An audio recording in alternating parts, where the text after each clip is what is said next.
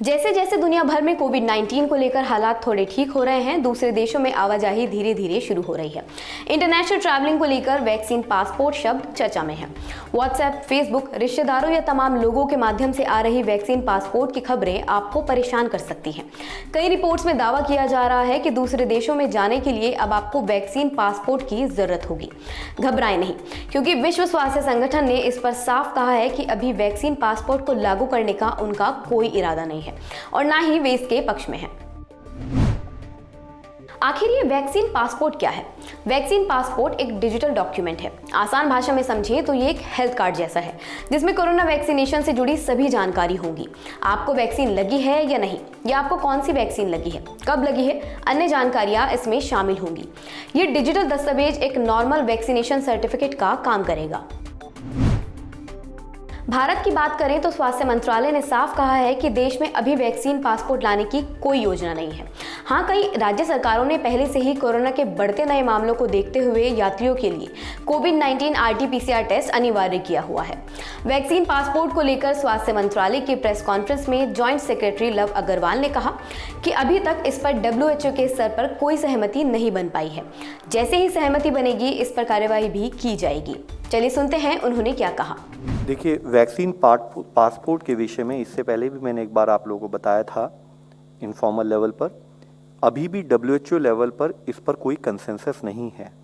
इसके ऊपर डिस्कशन चल रहा है कि क्या वैक्सीन को जो लोग वैक्सीनेटेड हैं हम उनको कंफर्म मानते हुए उनको अलाउ करें। अभी भी वर्ल्ड लेवल पर WHO गाइडेंस है, या जो जितने देशों की गाइडेंस है वह केवल टेस्टिंग कि अगर आप नेगेटिव कोविड टेस्ट लेके आते हैं तब उसके बेसिस पर है। तो ये चर्चा में है अभी, और जब उस लेवल पर पहुंचेंगे कि हम वैक्सीन को वर्ल्ड लेवल पर WHO लेवल पर एक कंसेंसस ला पाएंगे, तब उससे संबंधित रेलेवेंट कार्यवाही भी की जाएगी। विश्व स्वास्थ्य संगठन भी वैक्सीन पासपोर्ट के पक्ष में नहीं है। WHO इमरजेंसीज के चीफ डॉक्टर माइकल रेयान का इस पर कहना है कि वर्तमान समय में यात्रा की आवश्यकता के रूप में वैक्सीनेशन के सर्टिफिकेट के उपयोग की सलाह नहीं दी जाती है, क्योंकि वैक्सीन दुनिया में न तो जरूरत के मुताबिक अभी उपलब्ध है और न ही सभी लोगों की वैक्सीन तक समान पहुंच है।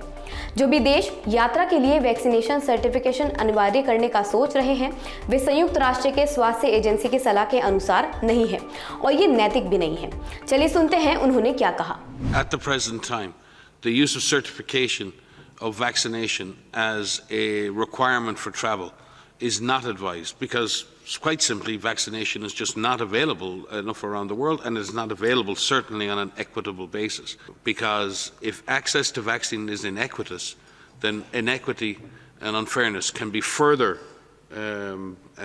branded into the system if we continue to make decisions on what people can and can't do, where they can and can't go on the basis of being vaccinated, when being vaccinated itself is not something that everyone has equal access to. And there are also people who, for whatever reason, cannot be vaccinated or do not wish to be vaccinated. So this is a very important societal discussion. I think we need to be very careful, and Kate may speak to that as well. दरअसल कोविड-19 की vaccine को लेकर दुनिया भर में शोध चल रहे हैं। एंटीबॉडीज, इम्यूनिटी, वैक्सीन कब तक हमें कोरोना से सुरक्षित रखेगी और कौन सी वैक्सीन बेहतर है, इन सभी सवालों के जवाब अभी तक हमारे पास नहीं है। WHO के प्रवक्ता मार्गरेट हैरिस ने भी हाल ही में बताया कि अभी भी कई लोग ऐसे हैं जिन्हें वैक्सीन नहीं लगाई जा रही है, जैसे प्रेग्नेंट महिलाएं, 18 साल से कम उम्र वाले बच्चे, इम्यूनोसप्रेस वाले लोग या अन्य। जनवरी में वर्ल्ड टूरिज्म ऑर्गेनाइजेशन और टूरिज्म क्राइसिस कमेटी ने स्पेन में एक बैठक की, जिसमें सहमति बनी कि यात्रा के लिए जरूरी कई दस्तावेजों में वैक्सीन पासपोर्ट को सबसे अहम दस्तावेजों के रूप में शामिल किया जाए। वैक्सीन लगाने के साथ लोगों को सर्टिफिकेट दिया जाए ताकि लोग ट्रैवलिंग कर सकें, और ये सभी के लिए एक प्रूफ का काम करे कि उस व्यक्ति को वैक्सीन लगी है।